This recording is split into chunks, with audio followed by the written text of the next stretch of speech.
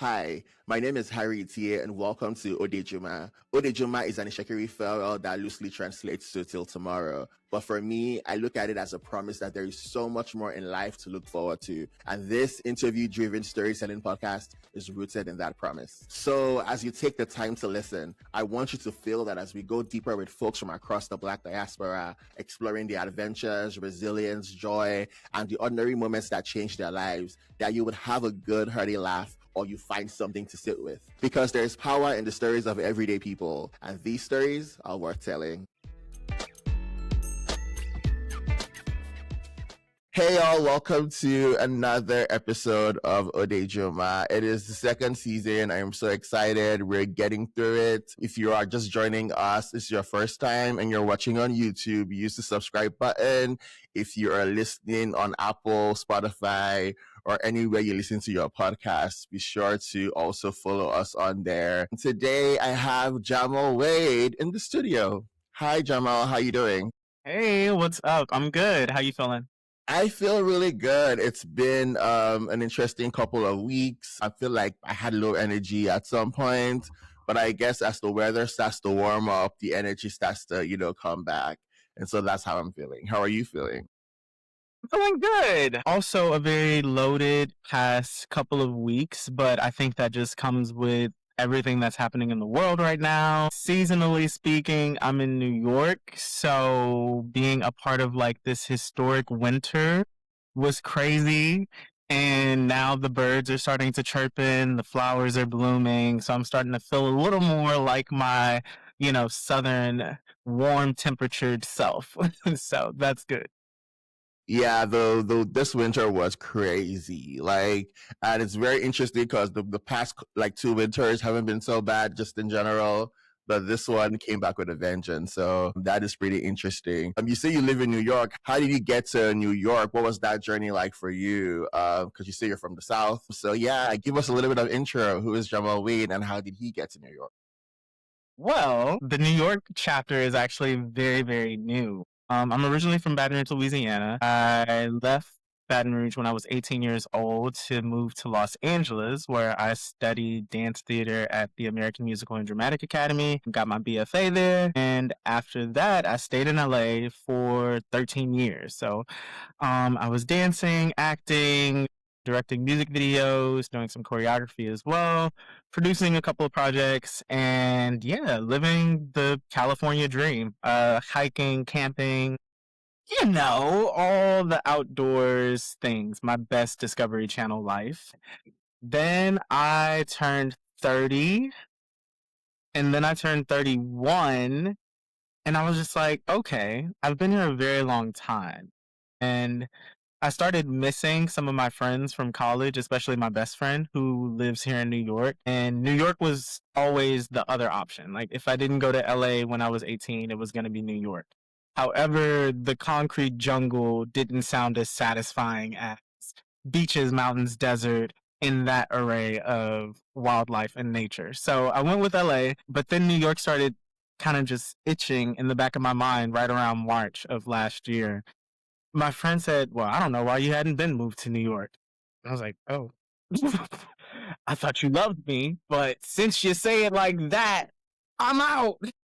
And then 2 months later, I was driving back to Louisiana so I can catch a flight to New York. And as of June 5th of last year, I have lived in New York City. That is pretty exciting.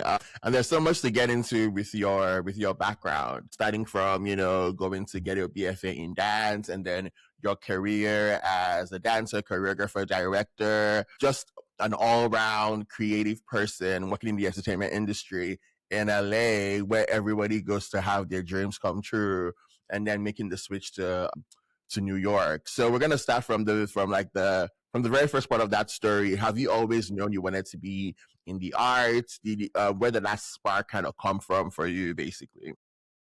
Yeah.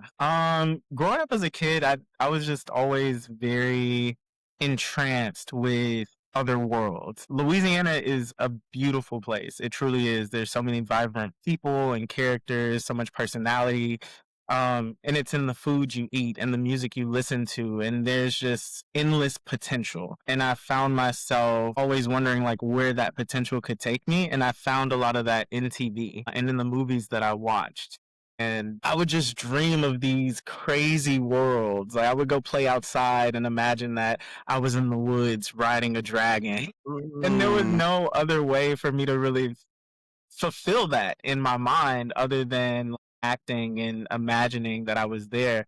So I would just write stories. I used to write stories about literally everything. I don't know how old you are, but there was this site called Neopets, like in the early 2000s, and they were these digital Mm. pets, kind of like Pokemon. But I used to write like short stories in the forums on Neopets. I was literally like 11 years old, like writing these adventure stories about these Neopets, like fighting crime or like falling in love. And that was kind of my first inkling that I wanted to tell stories. And the other part of it was the physical side of things, right? Like me and my actual body, like getting to do these things. And that came about from me watching music videos. One of the music videos that I think probably had the most influence on me was Music Make You Lose Control with Sierra and Missy Elliott. I remember when that song came out, I was bouncing off the walls, like trying to put on clothes that mimic the video. And at the same time, simultaneously, when that song came out, I was going to middle school. And this was the first time I was ever going to like a performing arts school, and it was a predominantly Black school as well. So when I visited the middle school, they had this thing called Magnet Mania going on, and it was basically a presentation to give you an overview of what the school was about. And Mm. the dance class was performing to Ease on Down the Road from the WID. So Okay. it was like 60, 70 like Black middle schoolers just killing it. And I'm like, what is this? Where have I Mm-hmm. been? Like, I'm going here. I am going to this school. There's no debate about it. It's about to be lit. And from there, just the trajectory of my life, my identity, all of it became about the arts and expressing myself and turning myself into like a better version of me. Because at first, all I identified with was books and school, and I was just a little bookworm. I would use my Mm-hmm. room to kind of come out of my shell. But once I went to that performing arts school, it was a teacher I had named Robbie Thomas that recruited me from PE into the dance class. Right. I was taking PE for sixth grade, and I'm sitting here watching these kids in the dance class go on field trips to like Atlanta and stuff like that. I'm like, wait. This sounds like my meal ticket out of here. So she recruited me into the dance class. And the coolest thing about this whole ordeal was at this school, the dancers were the top of the social ladder. All of the athletes were trying to get in the dance class because the pretty girls was in there, and the girls wanted to be in the dance class because that was their pathway to being on the dance teams in high school. So if you were in the dance class, nobody could tell you anything. And I was trying to also curb the rumors of being gay. So I had to do something to kind of put myself at the Is top it with some type interesting of that you social chose dance status. to do that? Who would have thought? Who would have thought? Yeah, that So is so that was the start. interesting. Yeah, yeah. And so you start dancing, in this performing arts school, and then you're like, okay, this is my meal to get out of here, and it was your meal to get out of here. You go, you get your BFA, and then after that, you start working professionally, right? What was that entrance into the professional industry like for you, right? For some folks, it is challenging when you are Black and you're trying to find work in a place like LA. So what was that journey like for you? And do you remember what was the first role that you got? And you're like, oh my God, yes, I finally made it. I don't know about the first thing that I did that was like I made it. Yeah. Because honestly, so much of where I started in LA was built on what I started doing in Louisiana, actually. Back in Louisiana, I was dancing in productions with Debbie Allen when I was in high school. So Debbie Allen would fly to Louisiana and she would put on her original productions that she also does at the Debbie Allen Dance Academy in LA. She would do those in Louisiana. So I started building connections with some of the choreographers there. And one person in particular, her name's Asia Wong. She was the stage manager for the last show that I did with Debbie, which was Brothers of the Night. And once I moved to LA, it was around my sophomore year of college. I decided to hit up Asia. And she was like, "Oh my God, yeah, I remember you. My cousin is doing this thing that he needs some help with. And he was shooting a music video. So they let me come on set and be a PA. And then eventually that led to me doing some other shadowing with him. And it just opened my eyes to that other side of entertainment and being in the behind the scenes. So I got to work with them on a couple of other projects. And that was the side that was opening my eyes to directing. As far as performing goes, I think the first thing that I did in LA on my own was a PSA for, it was an anti-tobacco campaign for this Mm. youth targeted brand called Something Fresh. It was very urban and edgy. They had me with a grill in my mouth and it was like, "Don't smoke." That was one of the first jobs that I did in LA. And I felt super cool. I got paid, I had a check and I was coming to school like, yeah, I just got off set. So that was one of the first jobs that I did. And I would say the first thing that made me feel like I guess I made it was post graduation, danced on the VMAs with Pink. And I was also in one of her music videos. So I think that was one of the first big jobs where I was like, okay, I'm in it. I'm doing it. Let's see where we go with this. Okay, that is pretty amazing. Now you've had a pretty colorful life from all that I can see, from all that you're sharing. From your experience in high school, working with Debbie Allen, who people would kill to work with and do stuff with, and then the directing side and the performance side. So is it okay if I assume that performing and directing happen side by side for you? It's not one or the other. Yeah, that's actually very true. Especially in terms of how they progressed. They were for sure happening simultaneously.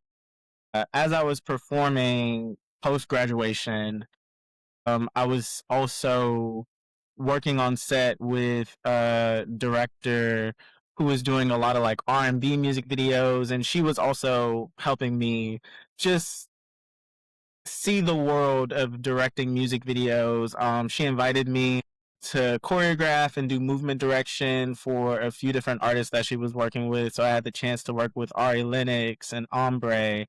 Um, this one guy named Skate. So I was on set doing that as a movement director and choreographer, but I was also like shadowing her and really learning how she manages set and really directed.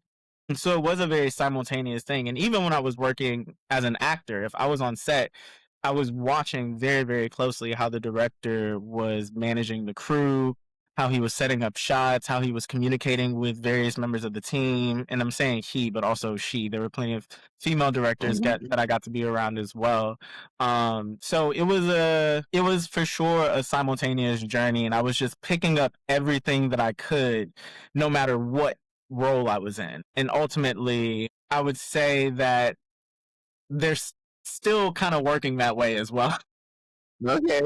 Yeah, I Okay. definitely enjoy being in front of the camera just as much as I enjoy directing. The Gemini in me, I think, leans more towards directing just because all of the personalities and people in my head get to have a hand in Yeah. something. But I do love it all, and I take every opportunity as a chance to just learn as much as I can from as many people as I can. Okay, that is interesting. And I'm just out of curiosity, because you said you're a Gemini. You're a May Gemini or a June Gemini? I'm a May Gemini. Okay, okay. We love May Geminis over here. I mean, I love all Geminis, but I feel like May Geminis are the superior ones. And so just wanted to check in on that regard. But your work directing led you to nomination at the CMT Music Award for Willie Jones. Talk to us a little bit about that, about how you created a music video that is nominated for a major award in that genre. What was that experience like? That experience was very kismet and electric, and it was very authentic. If you don't know, Willie Jones is actually from Shreveport, Louisiana. I'm from Baton Rouge, Louisiana. Hours apart, but I met Willie years before that through my best friend Jalen Levingston. So me and Jalen were roommates in college, and Willie at the time was just coming off of The Voice, I believe. So Willie came to like stay with us in LA, and through that just interaction, we got to know each other a little bit. And then later on, I remember he invited me and Jalen to the studio with him, and he had this new song. And at the time, I think I had just finished directing probably like my first or second music video. And we were just like chatting. He was like, "Yeah, like what do you think would be a good idea for this?" And I told him, I was like, "I don't know, like you're talking about the American dream." And I was like, "I just know I always dreamed of being like a superhero. Like when I was a kid, that was my dream to be a superhero." I was like, "Yeah, that's kind of dope, bro." And we just kept kind of going back and forth with that idea. And at the time, there was all the civil unrest happening with the George Floyd protest. Years before that, I was extremely impacted by the shooting of Alton Sterling, which happened in Baton Rouge, Louisiana, which was an unarmed black man selling CDs in front of a gas station. No, not a gas station, but a corner store that was murdered by police. So it was just a buildup of things that I was already kind of brewing about and needing to express, and just right time and right place of Willie, the song, the moment, and kind of needing to make something to speak to it. And I participated in the protests that were happening in LA, which was crazy. You know, I got tear gassed and being just pushed around by officers, and just really being in the thick of that was the main inspiration for how that video turned out.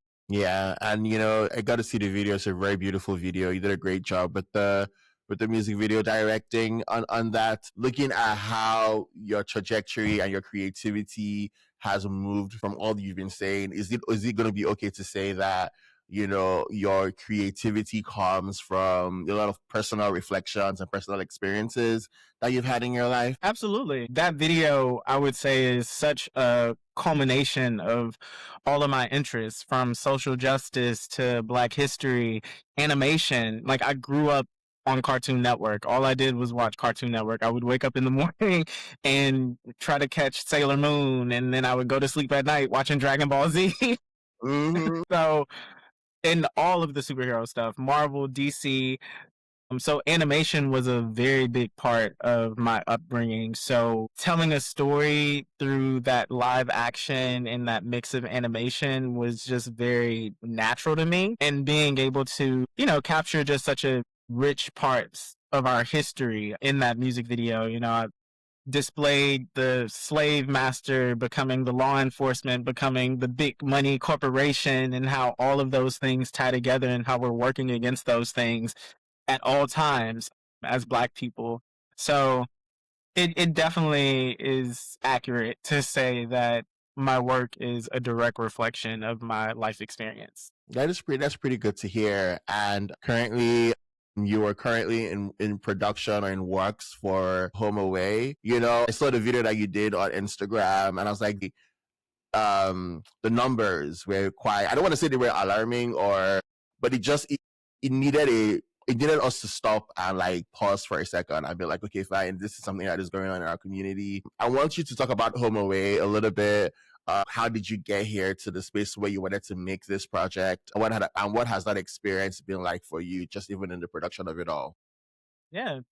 Home Away is a short film about two young Black men who are on different ends of perceived masculinity, and trying to figure out how do they express themselves under the pressures of toxic masculinity, right? Star is a character who can be perceived as queer, a little more effeminate, and he is under the oppression of a very like overbearing father. And Casper, the other character, is a young father who is just feeling the weight of how the world perceives him versus how he perceives himself. And all of this, once again, is under this idea of what is a man and how Black men are allowed to be in various spaces and at various points in their lives. And I thought it was important to speak to that because so many things that I see happening in the world involving Black men have a lot to do with homophobia and toxic masculinity and how it stifles our ability to be vulnerable and our ability to express ourselves. And so that was really what the birth of HomeAway stemmed from. And I just thought it was important. I have family and I have friends and just people that I grew up with who I've seen crumble under this idea of who they're supposed to be or who they're versus who they're allowed to be. And that's really what HomeAway speaks to is like what happens when we instead choose to be like a safe space for each other and allow ourselves to be as open and as expansive as possible in the ways that we receive each other, but also the ways that we show up in front of one another. Yeah, and honestly, I feel like it's a conversation that we need to constantly have because as someone who grew up, I mean, I had my formative years in the 90s and the early 2000s, and it's like there is a layer of, and I'm not trying to assign blame. I guess it's how society is and how we were raised or whatever, but just how you're a young queer kid who might not even have the language for what queerness is. You might not even know that, oh, I might be gay or I might be trans or whatever it is that I am, but I'm not navigating in a way that I'm expected to. And then I'm getting like reprimanded because of that, and having to, people who are maybe more expressive are having to go into themselves. People who are more creative lose their creative juice because of all of that. So I feel like, I don't think we can ever have this conversation enough because I feel like, we feel like, oh, we're going to be better than our parents or better than whoever we say we are going to be. And we keep reinforcing those stereotypes. You know what I'm saying? It gets really tricky for me to just even see that. So that's why I'm like really happy that this is being made. Yeah, and it permeates so many different areas of our life, and it shows up in so many different ways. And I want to remove the important part about me having a non-queer character in this film was trying to remove the idea that this only affects queer people, right? There are straight men who are struggling to drink out of a straw because women are like, oh, my man, you can't drink out no straw. That's gay and blah, blah. Like, so homophobia is the ruin of all of us and all that we can be. It's it's crazy. A man can't jump rope because girls jump rope, but it's getting ridiculous, and that turns into men expressing themselves in harmful ways. That turns into men thinking that, oh, the only way for me to be is tough. The only way for me to be is like hyper masculine and I gotta, put somebody down or I gotta be violent because softness is the antithesis of that. So I gotta, really whoop somebody's ass or it just totally throws us in the wrong direction, all because of the fact that we're trying to steer so clear away from this thing that we've deemed as like the worst thing you can be as a Black man. So I wanted to show how in both ways this same system of like homophobia and toxic masculinity is really affecting straight people, queer people, men, women. It's an oppressive system that is really doing a number on our people and it's not allowing us to be what our ancestors really wanted us to be, and that's like as limitless as possible. I'm excited. What are your plans? I know that you have some that you might not want to share. Just right now because you are still in pre-production or you're just developing. But what are some of your plans and what are some of your hopes for this project? I mean, how you want it to be received, how you want where do you want it to be shown? Like, what are some of the dreams and aspirations you have as regards Home Away? Yeah. Uh, Home Away is the first part of an anthology series that actually centers Black queer coming of age stories. So this first installment is meant to act as the kickoff of a multi genre anthology series that tackles religion, grief, acceptance of oneself outside of their queerness, a lot of different things that matter to me and that I think matters to young people growing up in this day and age where you would think that we would be past something like this. And I want this series to reach as many people as it can.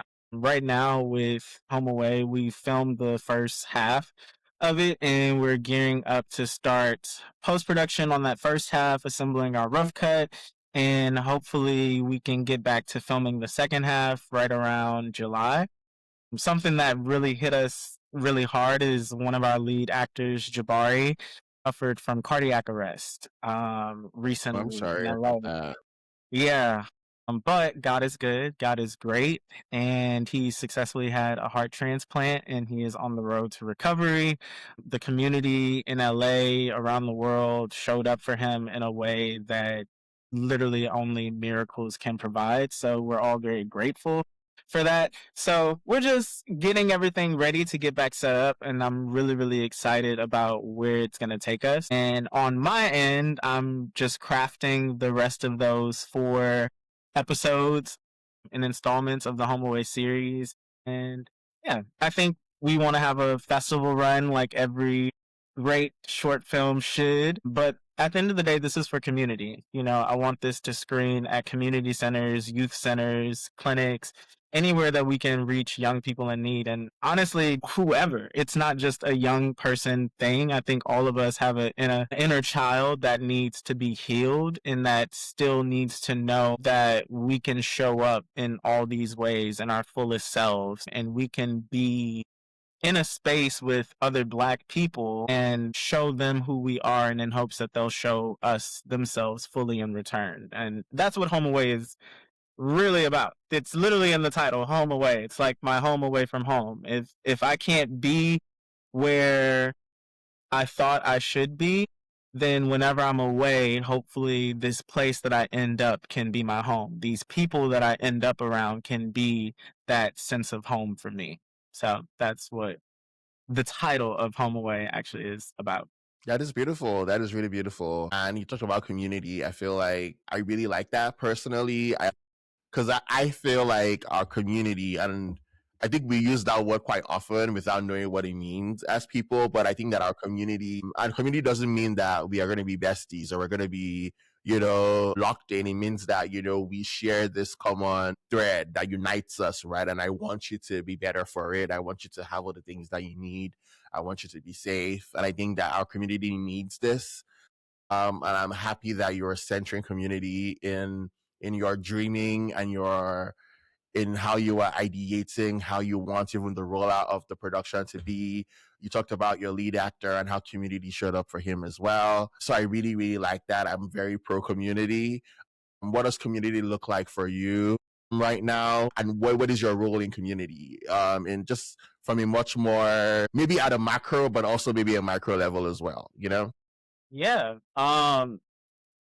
I I'm the product of community. So it hits home in a very different way. I would not be the person that I am today without community. I think when I came out, I watched my immediate family and friends just kind of transform around my queerness because they had all these other ideas about what it meant to be a queer person. But then in relationship to me being a queer person, I just watched all of that rewire. I saw my mom eventually go from, chastising me to being there for her coworker that was transitioning. I watched my brothers become like staunch advocates for me and then eventually defendants of other queer kids that may have went to school with them. And moving from Louisiana to LA, like I developed a community of Louisiana friends who also were from Louisiana that moved to LA.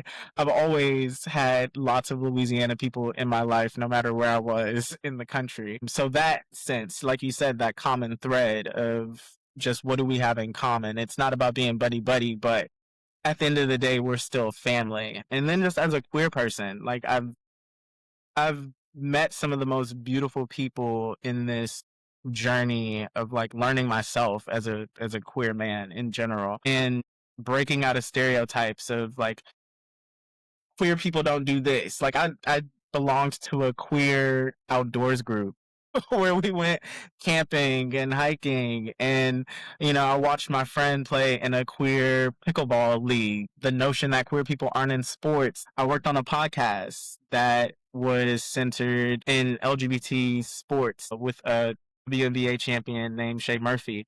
So the community is so expansive, and I think the real definition of community is openness and availability and showing that there is a place for everyone. I remember growing up and the deaconess would say this prayer, and she would just say in one part of the prayer, she was like, Lord, just anywhere in your kingdom, like just give me a home anywhere in your kingdom. And I really resonated with that because that's what community feels like. It's like in this big kingdom, there has to be a home for there's plenty of space.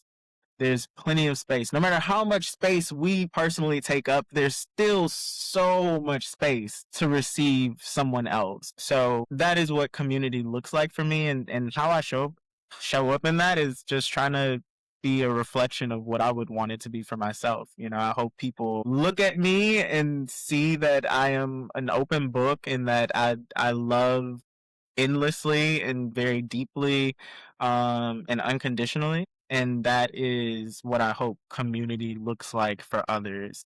Just loving deeply and unconditionally and with a whole lot of welcoming energy. Yeah, yeah, I love that. And I love the piece of home that you talked about as well.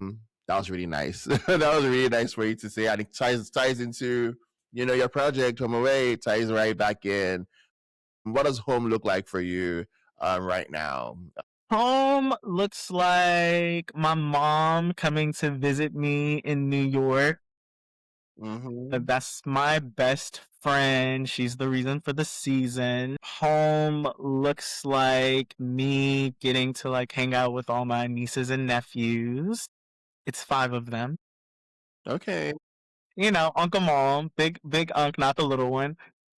And Are they in New York as well? no, my little brother with 4 of my nieces and nephews lives in Houston. And then my other brother has a single daughter who is also in Baton Rouge with my mom.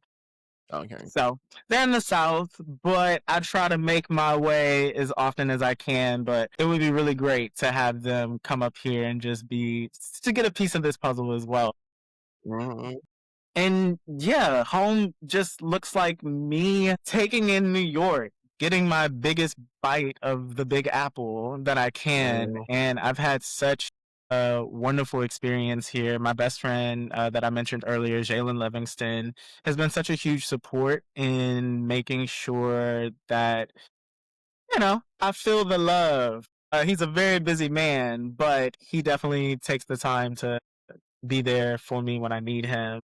I'm excited that you're grounding yourself in just being in community with people over in New York. You're figuring it out. Are you doing any professional work in New York? Are you acting? Are you directing? Are you on Broadway or off Broadway? Or what's going on in New York? What are you doing work wise?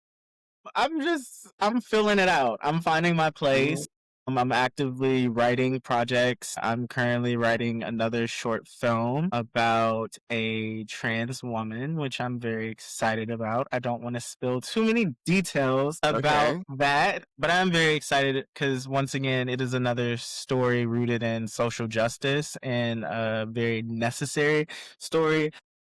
I'm gonna just say, I am really only interested in telling our stories as queer Black people right now. So I'm knee deep in creating those, trying to produce those. So if anybody else is out there wanting to connect with a queer director, producer, writer, I am here. So yeah, that's what I'm in New York doing.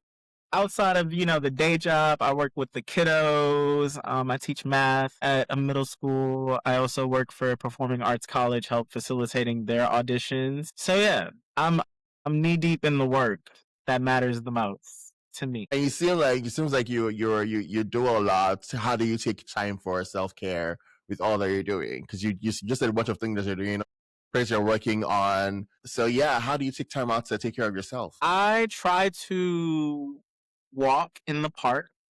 Okay. I go to sleep.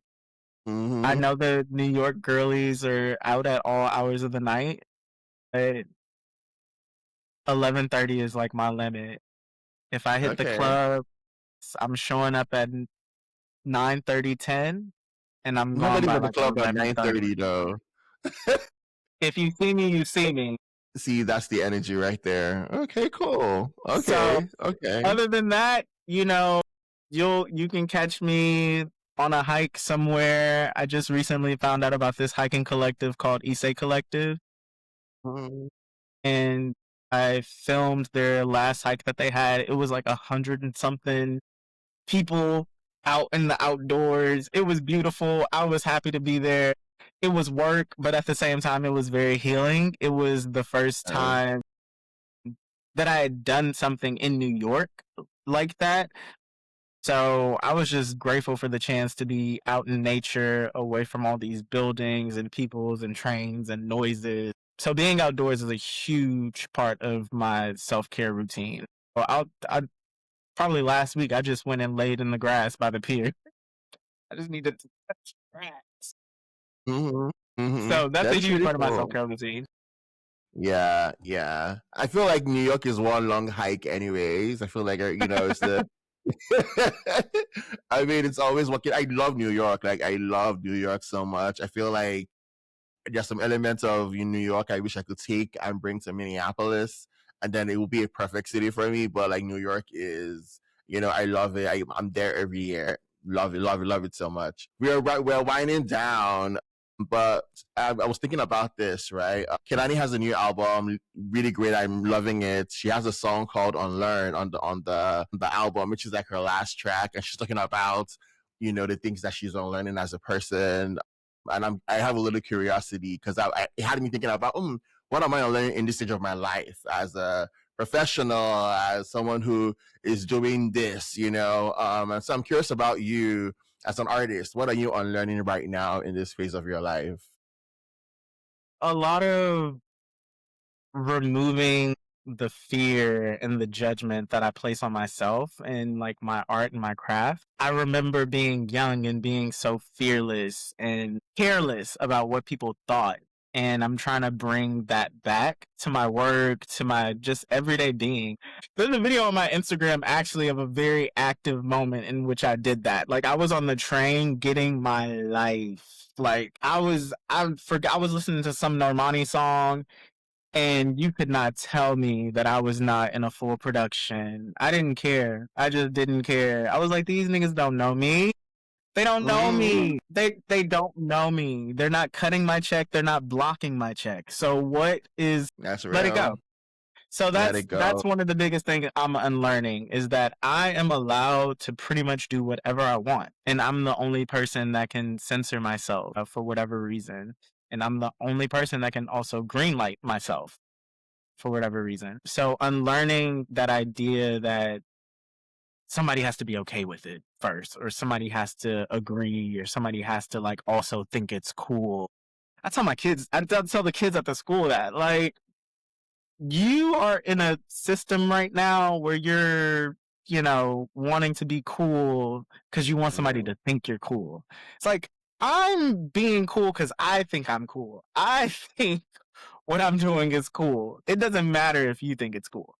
Yeah, So yeah. that is the space that I'm trying to get back to and just trusting myself, like trusting that if I did it once, I can do it again. And if I mess it up, I can fix it. Amen. Amen. I'm here for that. Totally. Totally. Okay, a bunch of rapid fire questions, and then we'll be wrapping up. What are the top three songs on your playlist right now? Ooh, top three songs on my playlist right now. Ooh, I listen to a lot of Troye Sivan. Lucky Strike was just like what I was singing in the shower and all up in my vibes. I listen to a lot of Kehlani as well. Okay. That song 8 really got me. It's true. Yeah. It's right there. That new Tyler and Zara.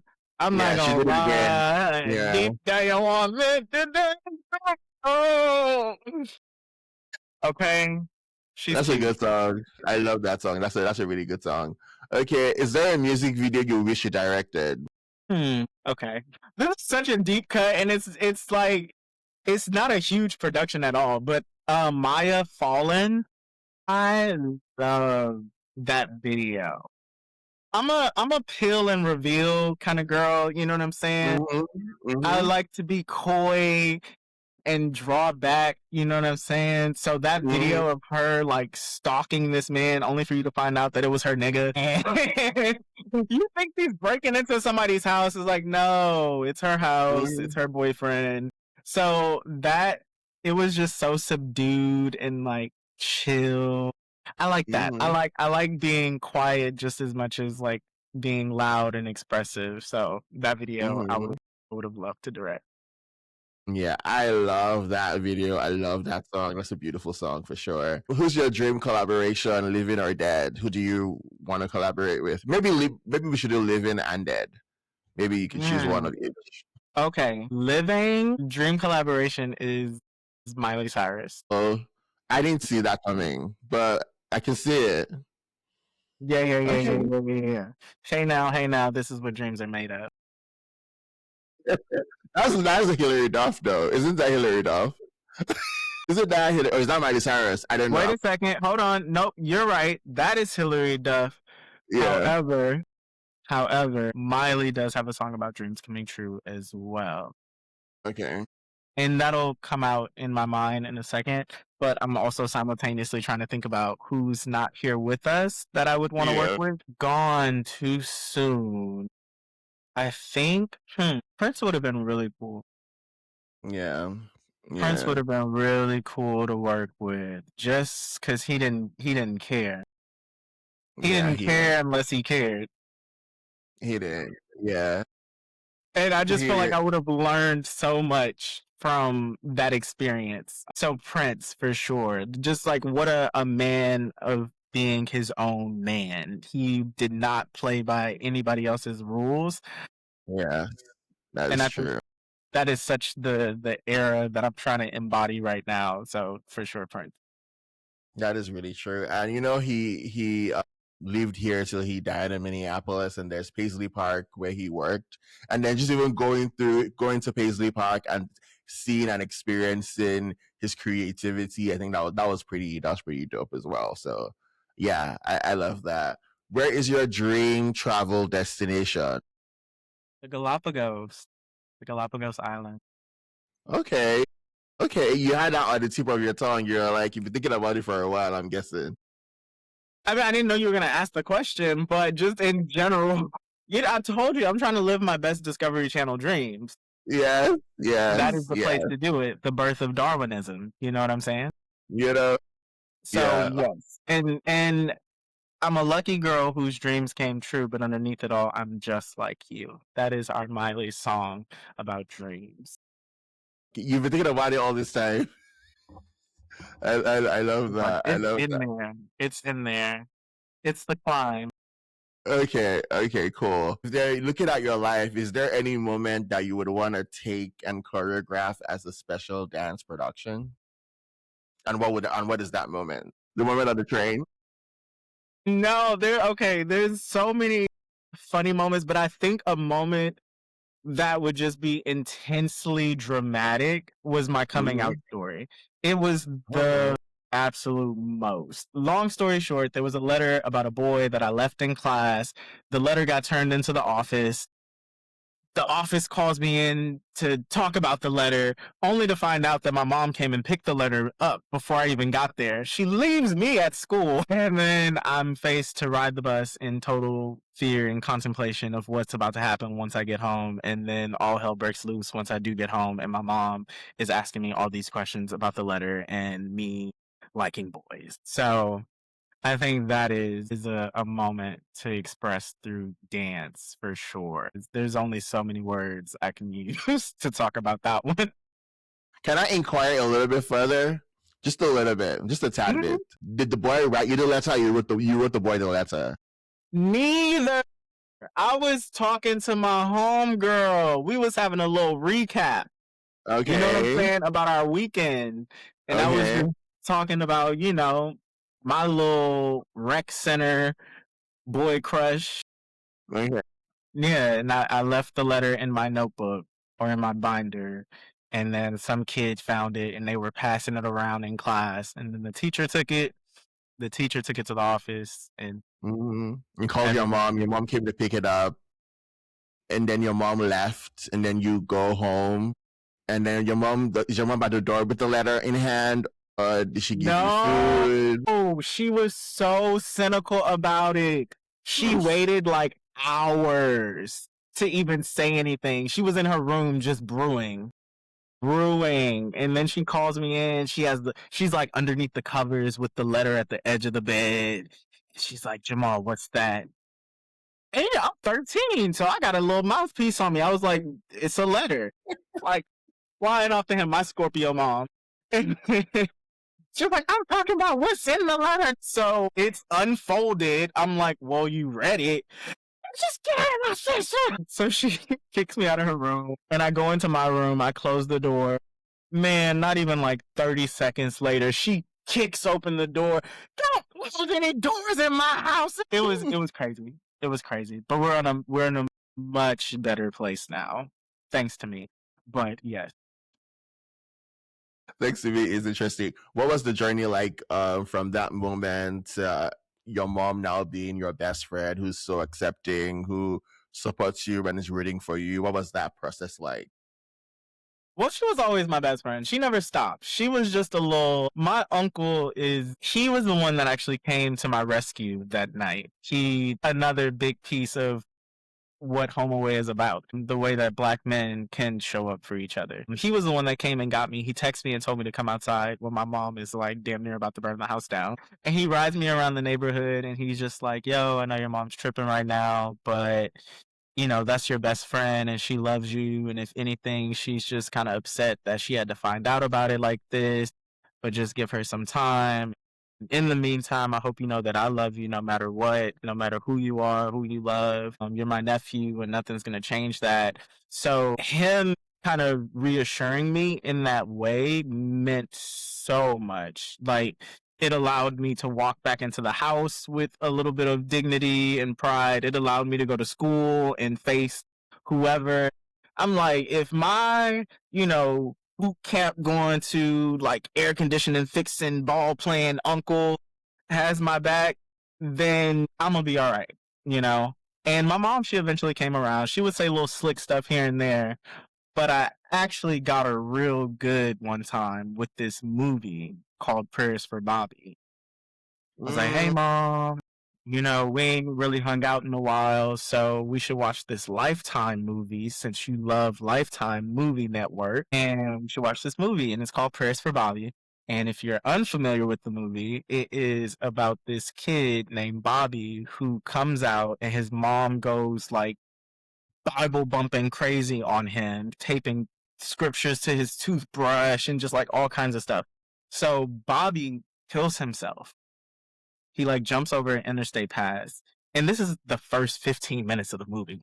The entire rest of the movie is Bobby's mom sitting with that and trying to figure out like why would he do this? And she goes on this soul search, and she comes across like these other religious leaders and this one preacher who tells her, nothing was wrong with Bobby and that the Bible has been interpreted in all these different ways, but at the end of the day, the Bible was meant to teach love and compassion and acceptance. So that turned her around real quick. She went in that bathroom, cried for about 15 minutes, came back in the bed and she was like, I'm sorry. I was like, yeah, you good. Yeah. Like 2 months later, she was asking me about this boy that I wanted to go over and hang out with. And she's like, well, do you want him to come over to our house? I'm like, is this a trick question? That is so, I don't know, that is beautiful to hear. And it has me in my feelings a little bit. I'm gonna check out the movie. Maybe do a little weekend watch for with prayers probably, but also like, wow, that is something I there's nothing as beautiful as having a parent who affirms you. And I think that sometimes I'm Nigerian, I grew up in Nigeria, I grew up very religious, super religious. Half my, from when I was like 13, when I knew that I was gay. So maybe when I was like 21, 22, I was, struggling with who I was basically. And to see that, you had an experience that was, beautiful in its own way. You have family that's affirming. It's just beautiful to see. And it's what I pray that every young Black queer person has. That's what we deserve. We deserve love that is affirming. Because it really makes a whole lot of difference. A huge difference. A huge, huge difference. And I can already see how me having that experience is shaping out for like my nieces and nephews in the way that Yeah. they're being raised. And I think my my uncle's son asked my grandmother the other day if I was gay. She said, is Jamal gay? Because he had his nails painted. And my grandmother was trying to like dance around it or something. And my mom was like, she's still kind of in denial, child, but Denver knows. That is beautiful. I love that. I really love that. Yeah, back to our rapid fire. Sorry, I deviated a little bit. What is the last thing that you saw that genuinely moved you? I'm Yes, such a probably. cornball. I was on the train and this lady was going through something. Like, it could have been drugs, it could have been a mental health crisis, I don't know. But she laid her head on this boy that was like listening to his music, and he just looked and just sat there and just let it happen. I was just like so touched because he could have been like, what's going? He could have did anything, but he just allowed her to be and take the moment that she needed. He was just whatever she needed to be. If it was a shoulder, if it was like some neck support, whatever. He's like, you know what? I'm here. This is where God wanted me to be, obviously, right now. So I'm gonna just like sit here. So Yeah, that was really cool to see, like just a human showing up for another human and whatever they were going through. I love that. That's not corny at all. I really like that. And finally, what is your guilty pleasure? I don't know if it's really that guilty. I just be eating, bro.